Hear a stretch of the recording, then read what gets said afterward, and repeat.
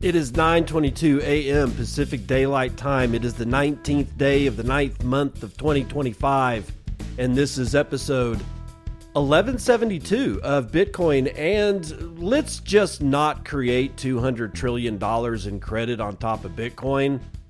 That was going to be, or actually is going to be, our first one for the day, and then we're going to get into EU finance ministers agreeing on something, but it's probably not all that great. And then Michigan. We're going to have Michigan twice. One about Bitcoin and one about some real weird stuff going on with some professors at Western Michigan University. I think it's important for us to know just how many people are working against us when it comes to eating meat. Then the Bank of Canada will be in the news, as well as Vietnam, who's closing, well, quite a bit of bank accounts. Maybe it is what we think it is. Maybe it's not. Who knows? We'll find out. And Bitcoin for Women launches in the Rhino app. And then we're going to talk about Warsaw, Poland. But first, let's not create $200 trillion in credit on top of Bitcoin. This is from our friend Frank Corva out of Bitcoin Magazine. The purpose of Bitcoin is to definancialize the world, not refinancialize it. And so, when I heard Strategy Executive Chairman Michael Saylor say at the Bitcoin Treasury's Unconference yesterday that he wants to see $200 trillion in credit built on top of Bitcoin once it hits a $100 trillion market cap, I felt uneasy. Then, when I heard Coinbase CEO Brian Armstrong send a similar message this morning, I started to feel like we're very much losing the plot. For those who aren't well versed on Bitcoin's origins, it was born from the great financial crisis of 2007 through 2009, which was the result of highly leveraged, over-financialized systems. When I think about Satoshi Nakamoto coding Bitcoin, I don't think of somebody or a group of people thinking to him or herself, gee, how can I create a new asset that we can financialize so that we can create the same problems again? What Satoshi seemed to have in mind instead was, here's a new form of money that preserves value over time so that people don't have to rely on financial products as much. I don't know whether or not we'll ever live in a fully hyper-Bitcoinized future where no other forms of money exist, but I do imagine that the $100 to $200 trillion in debt that both Saylor and Armstrong are envisioning is constituted of other currencies, and in such a scenario, Bitcoin has likely been relegated to digital capital instead of money, and that's not my vision for it. To be fair, it could be used as digital capital and money simultaneously. My vision is closer to what we see in Bitcoin circular economies, communities around the world that use Bitcoin as money.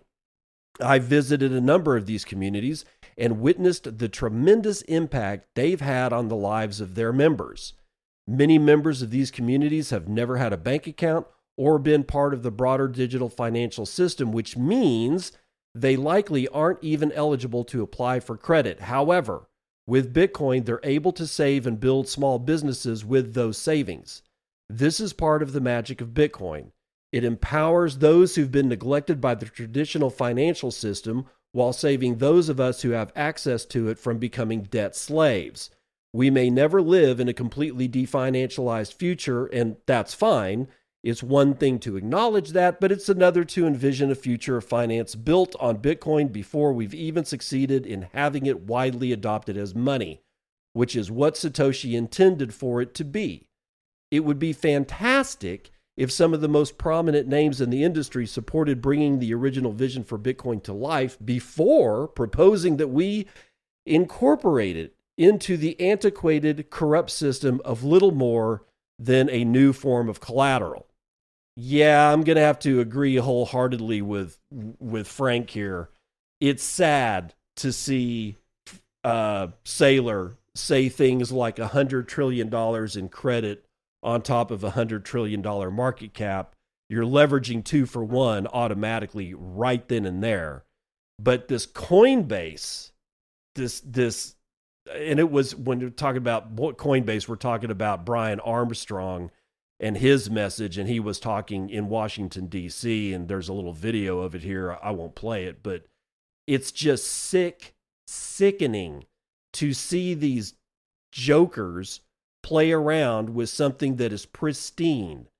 And honestly, we should probably, well, I mean, it's easy to give Brian Armstrong pushback, but it's harder to give Saylor a little bit of pushback when you kind of like what he's been doing for a while. Although that does not excuse these particular actions. I think there should be a broad pushback against Saylor on this issue, honestly. Now, on to the European Union, where finance ministers have agreed on a path to limit digital euro holdings. This is Adrian Zmudzinski from Cointelegraph. And we read here, finance ministers of European Union member states agreed on Friday on a pathway to set limits on how much digital euro an individual can hold, moving the bloc closer to launching a central bank digital currency. The decision was announced during a Euro Group press conference following the Economic and Financial Affairs Council meeting in Copenhagen, Denmark on Friday. Officials said they had reached consensus on the ceiling for holding limits and then ultimately on the issuance process itself for the digital euro. One official noted during the press conference that what had been discussed were the procedures for establishing holding limits rather than the limits themselves. The statements follow United Kingdom-based cryptocurrency industry advocacy groups calling on the local central bank not to proceed with plans to enforce very similar limits on stablecoin holdings. They don't want you to have any money at all, guys. A holding limit for the European Union central bank digital currency was also discussed in the European Central Bank's progress report on the digital euro released at the end of 2024. According to a 2024 Politico report, holding limits have become a point of contention between the ECB and national central banks. Despite a global shift towards stablecoins, the EU appears to be doubling down on its digital euro efforts because earlier this month, the ECB renewed its push to issue a digital euro, drawing pushback from some EU members due to concerns over privacy and risks of damage to commercial banks. Yes, and we've talked all about that, so there's no need to rehash it anymore. The point here is that they want to limit how much money that you can actually hold for usage. Now, I don't necessarily believe yet that this has something to do with how much money you can actually hold in total, because we've talked about this before. This is not the first time that the ECB has talked about a holding limit on digital euro, because that was separate than what you would have in, quote, a savings account or investments or something like that. But it would not surprise me one bit if we start hearing the words, well, you can only have so much cash in total. So honestly, the whole thing just reeks of just crap. Now, on to Michigan, where Michigan's stalled Bitcoin reserve bill advances after 7 months. Omkar Godboll is writing this one for CoinDesk. After 7 months of inactivity, Michigan's Bitcoin reserve bill, HB 4087, made progress on Thursday by advancing to the second readings in the State House of Representatives. The bill, introduced in February, aims to establish a strategic Bitcoin reserve by authorizing the state treasury to invest up to 10% of its reserves in the largest cryptocurrency and possibly others. It has now been referred to the Committee on Government Operations. If approved, Michigan would join the 3 states, Texas, New Hampshire, and Arizona, that have enacted Bitcoin reserve laws. And while Texas allocated $10 million to purchase BTC in June, the other 2 have yet to fund the reserve with any state money. Recently, the U.S. House directed the Treasury Department to study the feasibility and governance of a strategic Bitcoin reserve, including key areas such as custody, cybersecurity, and accounting standards. Sovereign adoption of Bitcoin has emerged as one of the defining trends of 2025, with several U.S. states and countries considering or implementing BTC reserves as part of their public finance strategy. That's in addition to the growing corporate adoption of Bitcoin in company treasuries. This institutional embrace has contributed to a significant boost in Bitcoin's market valuation. The BTC price has increased 25% this year and touched a record high of 124,500 in August, CoinDesk data shows. So Michigan has advanced their Bitcoin reserve bill, and that's great. However, what's not great is coming out of the other side of Michigan. Now, this has nothing at all to do with Bitcoin, but it's part of the Michigan story. And this one is rather scary. And I will admit that this came out last month. It's actually just a little bit over a month old. And, well, it's written by Leona Salinas out of Texas State University, but she's writing this one. The headline is, Professor's Paper About Spreading Tick-Borne Meat Allergy in Humans Prompts Backlash. Two bioethics professors at Western Michigan University are exploring a controversial thought experiment. Should spreading a debilitating meat allergy be morally required if eating meat is considered wrong? The paper recently sparked backlash online amid a larger trend of climate change scientists calling for reduced meat consumption. But one of the authors told the College Fix the paper is just a thought experiment and not an endorsement of spreading the allergy-causing ailment. In their paper, Beneficial Bloodsucking, published in July in the journal Bioethics, Dr. Parker Crutchfield and Dr. Blake Harith, both professors of medical ethics, considered whether the intentional spread of alpha-gal syndrome, a tick-borne illness that causes an allergic reaction to meat, could be justified morally. Alpha-gal syndrome is caused by the bite of the Lone Star tick, which transmits a sugar molecule called alpha-gal into a person's bloodstream.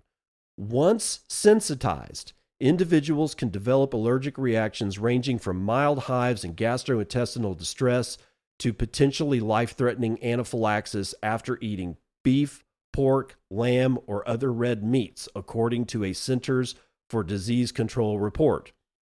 However, Crutchfield and Harith wrote in their paper that the syndrome has no significant negative effects on human health so long as one avoids eating meat.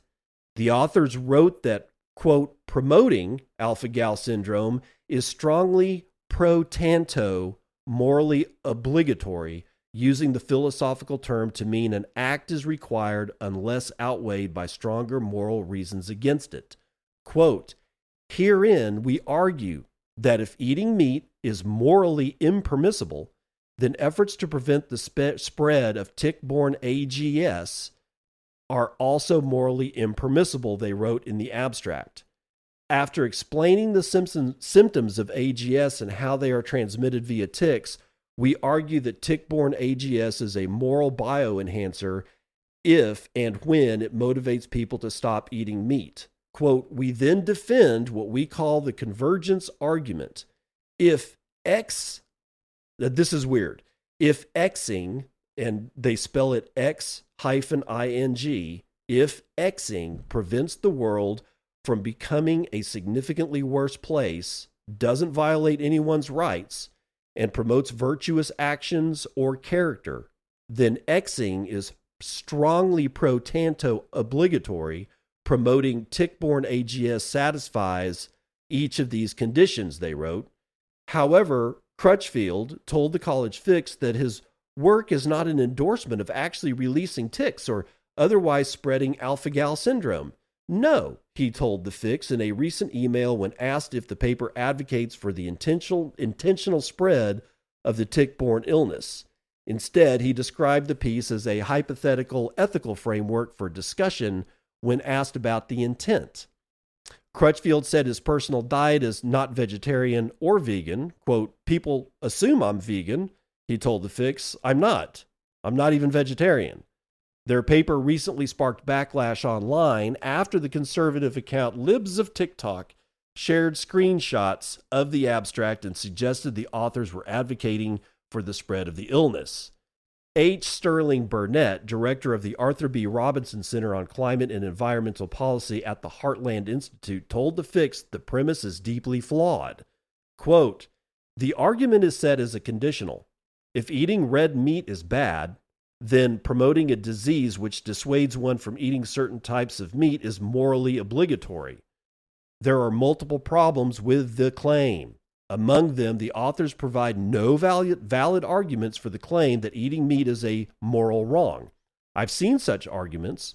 They depend heavily on certain understandings of utilitarianism, but they don't hold water. And regardless, these authors don't seriously defend the claim. Rather, they assume it, he told The Fix. Beyond the logical critique, Burnett said promoting illness violates a fundamental moral boundary. Quote, it is never morally right to promote a disease which harms people, robs them of choice, literally makes them sick, and in extreme instances kills them, whether to fight climate change or promote animal welfare. Preventing the eradication of a disease that causes human harm, indeed, promoting increased infection, is morally abhorrent. Quote, this is the kind of philosophical argument that gives philosophy and the study of ethics a bad name, he said.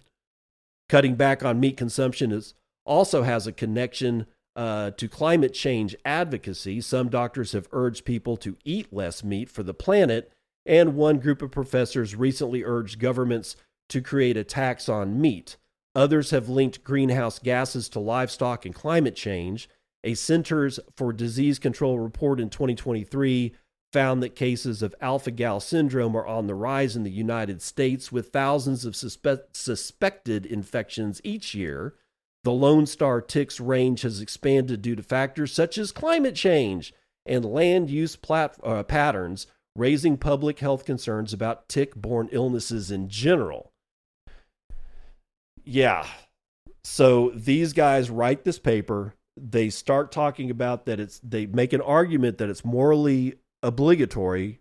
You're obliged to do this, obliged to spread a tick-borne illness that causes extreme problems for people that eat not just red meat, but it's like lamb, pork, beef. I think the only thing not mentioned is fish.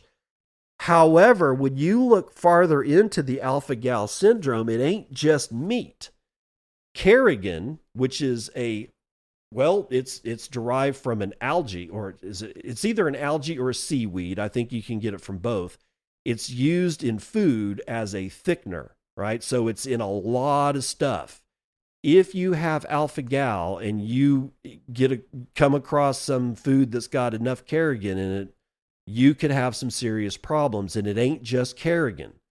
There's all kinds of foodstuffs out there. This affects people eating more than just meat. Everything about this is terrible. There's no reason to even go through the mental hurdles to try to figure out whether or not this kind of thing is good, right?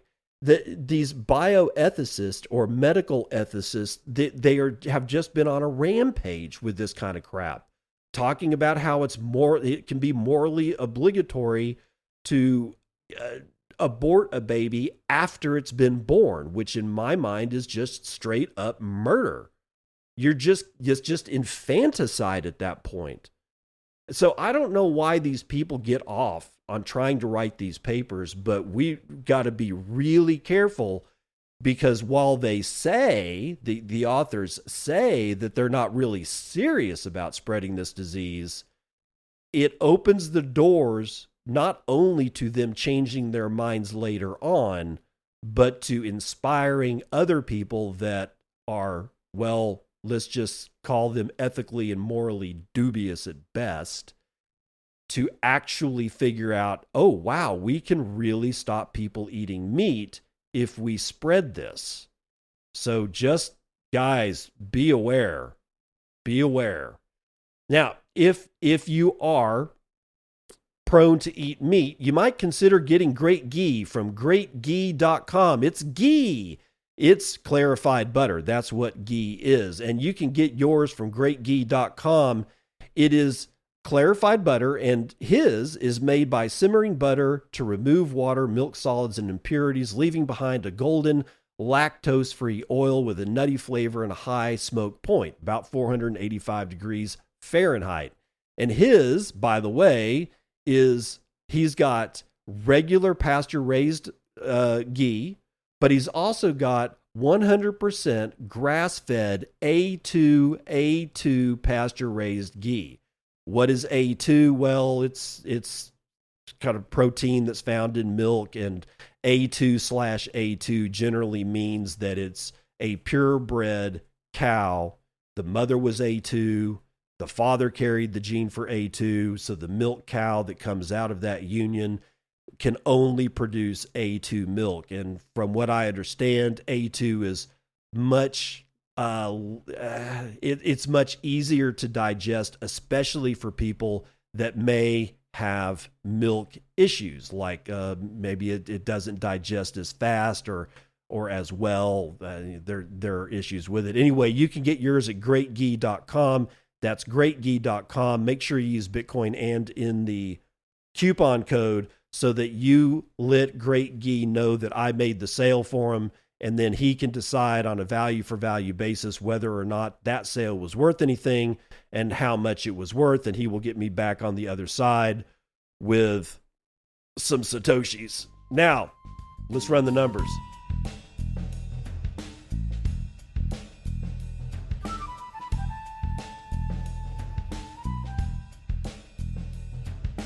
CNBC futures and commodities. I got oil. West Texas Intermediate is down a point to 62.89. Brent North Sea down a 1.14% to 66.67. Natural gas is down almost 2 points to $2.88. Wow, it took a real beating today. Gasoline is down almost 2 points to $1.97 a gallon, and Merbon crude is down a point and a fifth. It's at 69.46. Gold is up 0.6% to 37.02 and 2 dimes. Silver's up 2%. Platinum is up 1. Copper is up a quarter of a point, and palladium is down 1.6%. Ag is all in the red except for sugar, our only winner today, 0.46% to the upside. Biggest loser is coffee, 3.8% to the downside. Meanwhile, live cattle is up 0.6%. Lean hogs down 0.17%, and feeder cattle breaking out 1.15% to the upside. Dow is up a quarter, S&P is up a quarter, NASDAQ is up almost a half. The S&P Mini is down 3/4 of a point. Meanwhile, Bitcoin at $116,100 a coin. That is a $2.31 trillion market cap. You can get 31.5 ounces of your favorite shiny metal rock for your 1 Bitcoin, of which there are 19,923,013.67 of, and average fees per block are really low, 0.02 BTC taken in fees on a per block basis. There are 57 blocks carrying 128,000 unconfirmed transactions waiting to clear at high priority rates of 3 Satoshis per VByte. Low priority is going to cost you 1. And back into zettahash range. Yeehaw! 1.03 zettahashes is the hash rate of the Bitcoin network as of right now, so you can do with that what you will. And from Obergruppen Bankers, which was yesterday's episode of BitcoinAnd, I got Yodel with 1234 sats, says, can't recall if I already boosted. Have a great week or weekend, depending on when you read this. Jub with 2000 says, take my money and put it in your pocket. Yodel with another 513 sats says, nothing ever happens. Permanerd with 210 says, a small stipend from my wallet to yours. From Pies with 121 sats says, thank you, sir. No, thank you. And that's the weather report.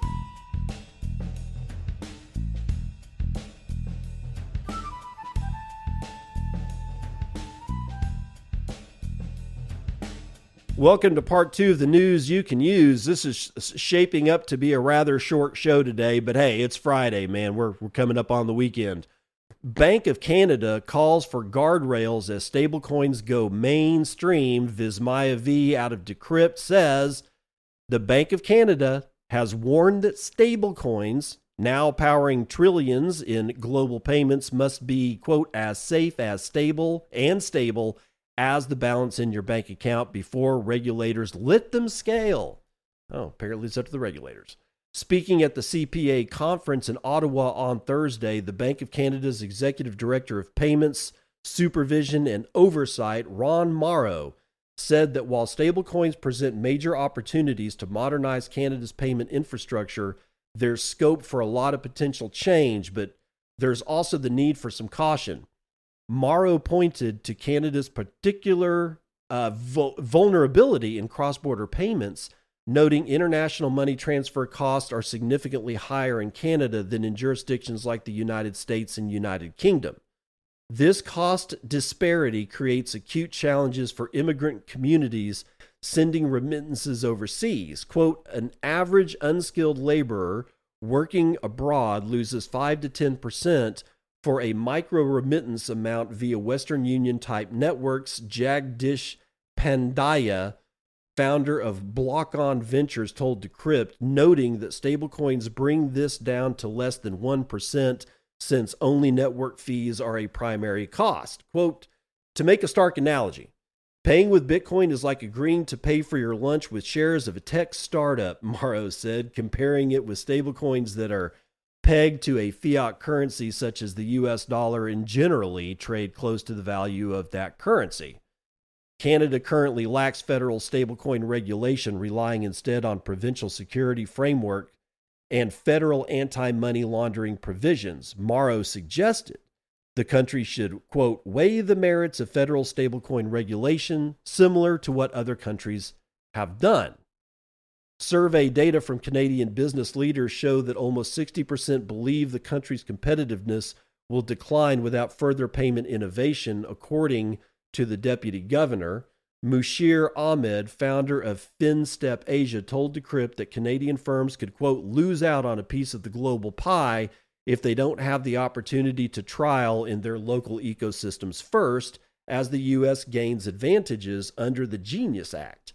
He suggested Canada could take a leaf from the HKMA, I don't know what that is, and VARA playbook, I don't know what that is either, viz. Sandboxes and pilots while the regulations make their way through the legislative bodies. Quote, the true success of a Canadian fiat-backed stablecoin will depend on its seamless integration with domestic payment systems, strong local utility, global interoperability, and regulatory clarity, especially in a market currently dominated by the United States dollar. Manhar Garagrat, country head at Liminal Custody, told Decrypt, with neutral, trustless blockchains like Ethereum and Solana enabling real-time global trade, he argued that, quote, all sovereign nations will want to issue digital currencies. Oh, my God. Okay. So let's leave Canada to just be Canada and move on over to Southeast Asia. Vietnam closes 86 million bank accounts over missing biometric verification. This is out of Atlas 21.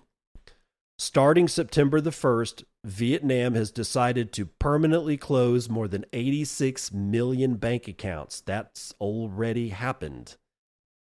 And those accounts did not apply with the new facial biometric authentication requirements.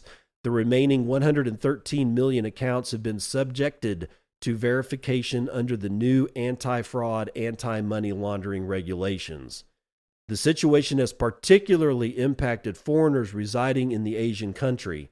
A Reddit user, a former international contractor, reported being forced to return to Vietnam in person to avoid the closure of his HSBC bank account, as remote solutions for biometric verification were not available.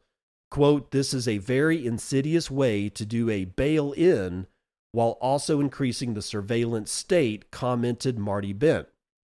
According to Daniel Batten, researcher and co-founder of CH4 Capital, these measures give the Vietnamese central bank next-gen financial surveillance ability.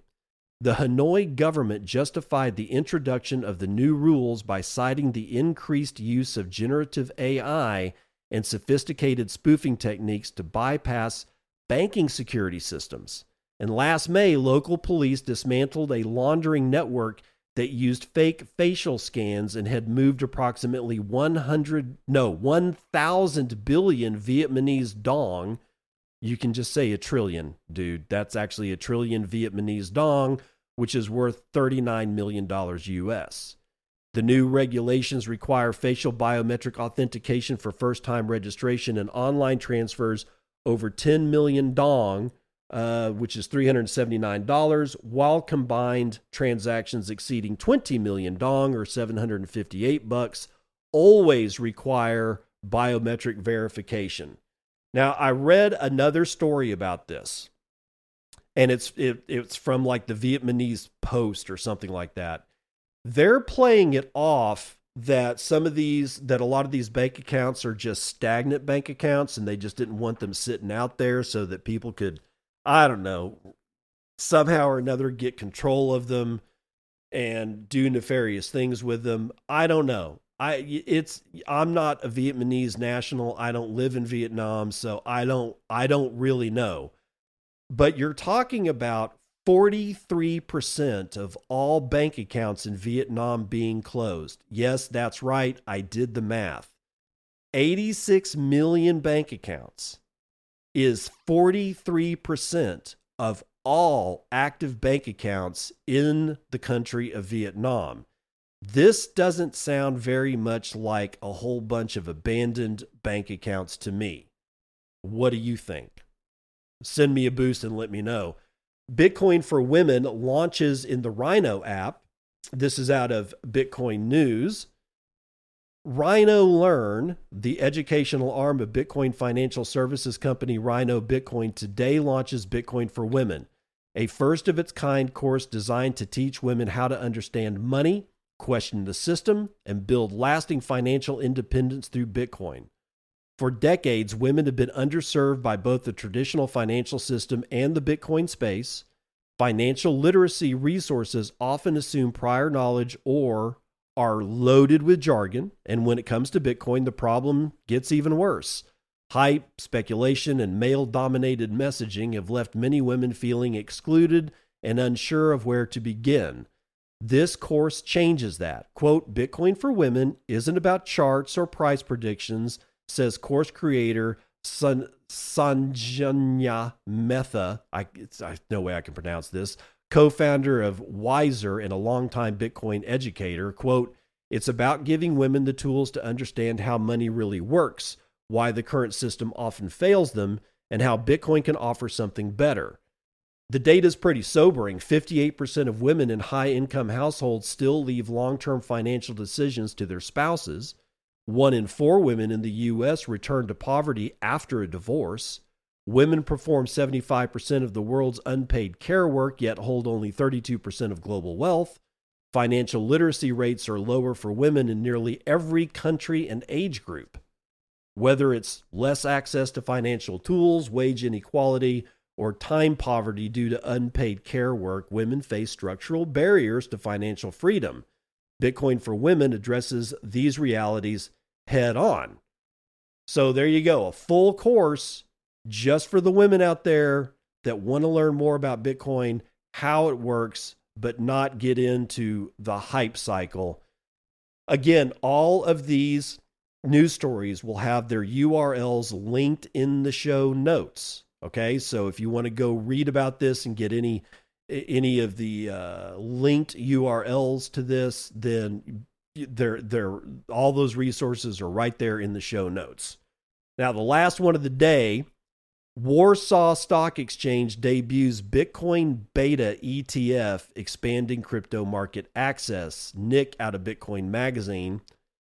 The Warsaw Stock Exchange has officially listed the Bitcoin Beta ETF, giving investors in Poland their first opportunity to gain exposure to Bitcoin through a regulated exchange-traded fund.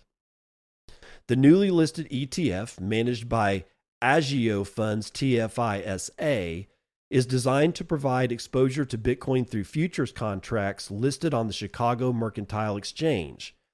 Importantly, the fund incorporates a foreign exchange risk hedging strategy aiming to reduce investors' exposure to fluctuations between the US dollar and the Polish zloty.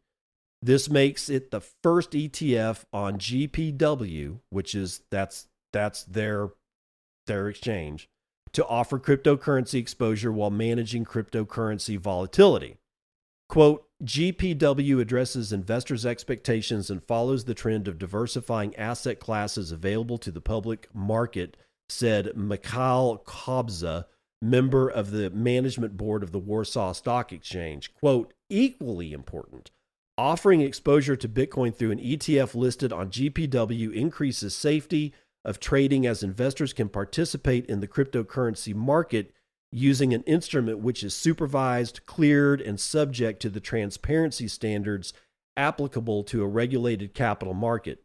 The ETF prospectus was approved by the Polish Financial Supervision Authority on June 17, 2025. The approval granted Agio Funds TFI permission to issue both Series A and B investment certificates to ensure liquidity. Dom Maklerski Banku Okrany Sadwaska S.A., that's a mouthful, has been designated as the market maker. Quote, less than a month after our most recent new listing, we are introducing another ETF offering exposure to the world's largest cryptocurrency in a regulated and effective manner, stated Kamara's SPAC CEO of Beta TFISA and Beta ETF asset manager at Agio Funds. Quote, the ETF is our response to the growing demand from investors for new asset classes, and I believe that the Bitcoin Beta ETF will meet market expectations and will be welcomed by investors. The launch of the Bitcoin Beta ETF brings the total number of ETFs listed on the Warsaw Stock Exchange to 16. Wow. These include funds tracking Polish indices such as the WIG20, the MWIG 40, and the SWIG 80, as well as international benchmarks like the S&P 500, NASDAQ, etc., etc. ETF adoption in Poland has been growing rapidly. According to GPW data, turnover in ETFs has reached 1.9 billion PLN. I guess that's the Polish money, year to date, representing a 94.2% increase compared to the same period last year.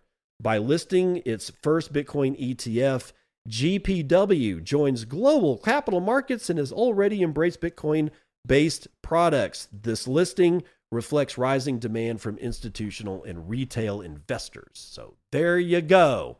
It's all the news that you can use here at the BitcoinAnd Show, and I hope you have a wonderful weekend. I'll see you on the other side. This has been BitcoinAnd, and I'm your host, David Bennett. I hope you enjoyed today's episode and hope to see you again real soon. Have a great day.